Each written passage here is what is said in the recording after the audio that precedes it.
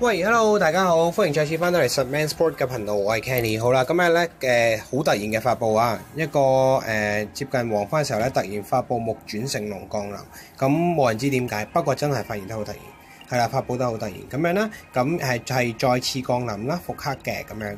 好啦，咁樣咧，小弟為大家帶嚟一隊咧半平民嘅暗隊去打。其實本身有諗過係放全平民嘅，即係連呢隻麒麟咧都係換成呢個暗災。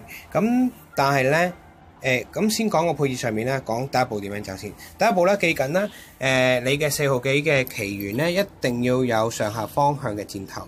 好啦，咁而呢個位置啦，咁咧亦都可以咧都會建議大家先開波咧，就係點樣咧？先強攻佢90% 血量，因為咧佢咧佢個模式係分因應個血量嘅 percentage 而轉變嘅。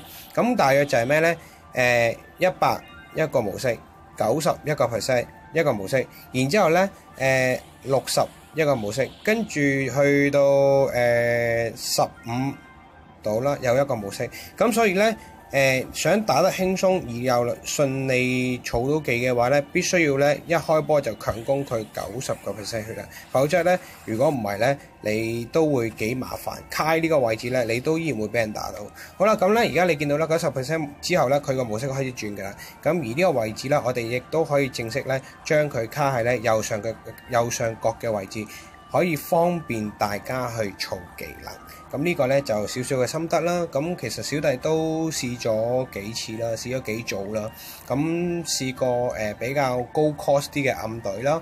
咁亦都試過雜色隊啦。咁但係因為小弟冇乜火屬嘅奇蟲啦。而另一樣嘢咧就係亦都試過光隊。咁遺憾嘅光隊唔 OK 嘅就係因為咧我冇補血嘅奇蟲，一隻光屬嘅補血奇蟲都冇贏，唉真係〜好抌心啊！去到呢個正所謂企到用時方恨晚啊，係有企即係冇企用啊！咁呢樣嘢就有啲遺憾，用唔到光隊俾大家睇。其實我好想用光隊打俾大家睇，因為之前咧都有啲人post 過啦，或者留嗰啲comment 啦，就話喂想睇光隊影片喎，咁樣其實光隊輕鬆過喎，或者打某啲關喎咁其實小弟唔係好中意用光隊，因為光隊咧基本上差唔多個個都用，個個都一開波就係光隊，個個都拆光師起手，所以光隊好多人用。我覺得拍光隊基本上冇乜好睇，所以小弟就好少用光隊就咁解。咁雖然小弟嘅光隊都唔係好強，但係都叫有練少少啦，咁可以打一打俾大家睇啦。咁但係冇補血嘅奇蟲咧，我喺呢度咧，我覺得都吃力嘅。好啦，咁咧接下落嚟咧就正式將佢卡喺右上方嘅位置啦。咁亦都要小心咧，避免就係呢一個叫預裂斬啦。咁花月斬咧，基本上就對你冇傷害嘅。預裂斬咧，嗱你可以留意到咧，佢個斬咧係全部斜角，咁分兩種，就係預裂斬同花月斬。預裂斬咧就係左邊，即係左嘅下斜方，我哋叫左嘅下斜方啦。咁而亦都係同時間咧右嘅上斜方。好啦，咁呢個就係預裂斬，而花裂斬咧就係咧右嘅下斜方同埋左嘅上斜方係正正相反嘅。咁呢個一定要留意啦。咁盡量避免企喺 boss 嘅斜角位置咧就安全噶啦。好啦，咁講翻個配對上面啦。咁點解我依然都堅持帶麒麟而唔試對全平民嘅暗災俾大家睇咧？因為有樣嘢幾唔好嘅，就係因為呢個封壓都幾麻煩，亦封壓都算痛啊！我覺得，哇！你見到咧扣200幾一下。咁變相咧，你用全平民嘅暗災隊唔係唔得，但係你必須要咧保存得你隻暗妹嗰個技能咧保存得好好，而去到後期咧再用隻暗妹去補血。咁呢度我就示範得唔係幾好，我就焗住將隻暗妹卡喺度。其實本身係唔需要嘅，我覺得可以將隻暗妹咧。直頭係擺喺呢個偏遠嘅地方咧，安全啲會更加理想。咁唔需要好似我咁樣食啦咁。咁如果你用暗災咧，就緊記啦，就一定要卡得靚啦，即係全平民隊嘅話，咁先至咧可以用全平民去打，否則咧我覺得穩陣起見啦，都係建議大家用聖獸會比較理想啲，係啦，因為始終你想後期打得輕鬆咧，就真係要儲技啦咁樣。咁你見到啦，技能我都差唔多儲好噶啦。好啦，咁咧再講翻啦，咁咧另一樣嘢，我會建議咧打呢一隻木轉成龍咧有兩種打法，一係就好強攻，意思即係咩咧？全火隊去打。係啦，一係咧走財擒帶兩隻暗馬就最穩，係啦，呢兩個係最穩嘅方法。純火隊打咧，我已經見到有人 post 出嚟㗎啦。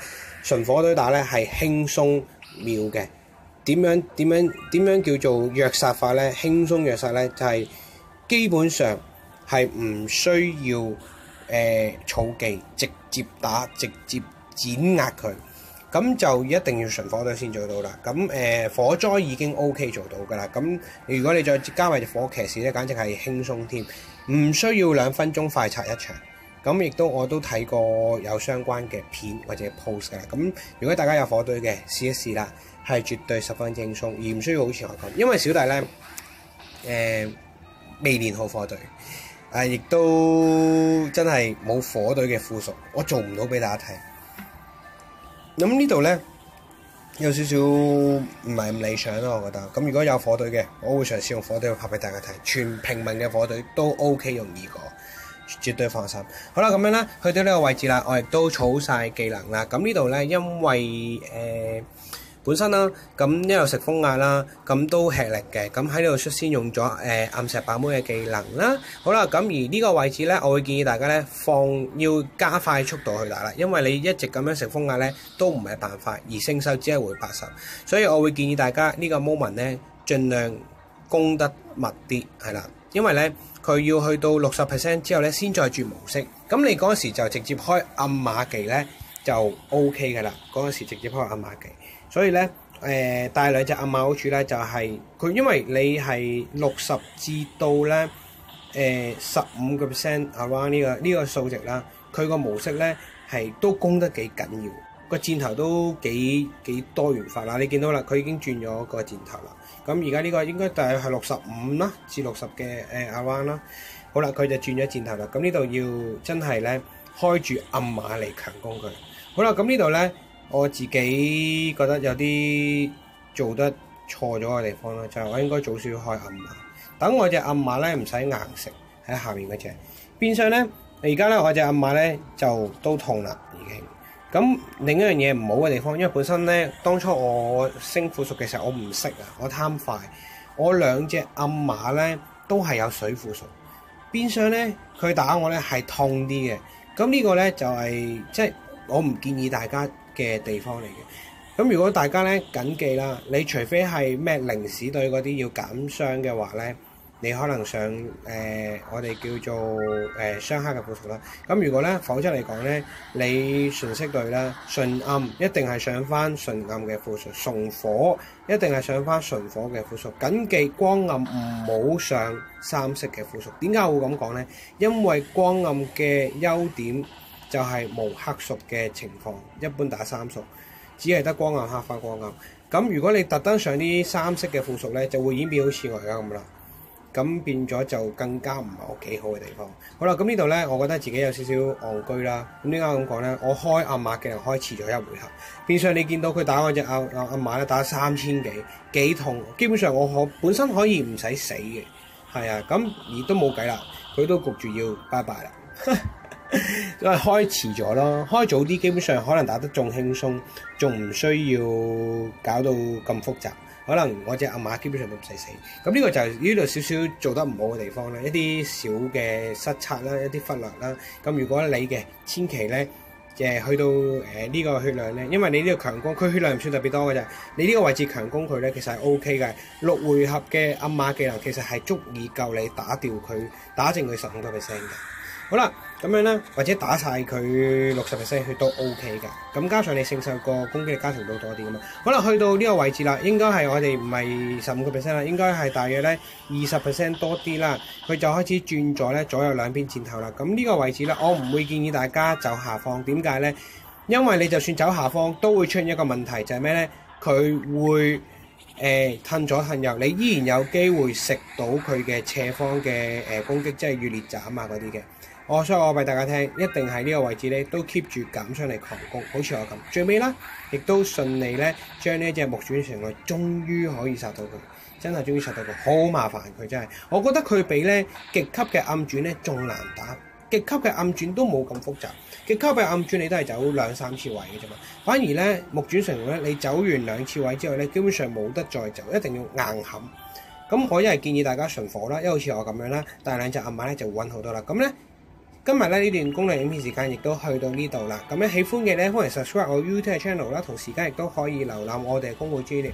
喜歡呢段影片嘅你，歡迎撳個 like， 係啦，多謝大家收睇我呢個攻略影片啦。好，今日時間去到呢度先，係咁，拜拜。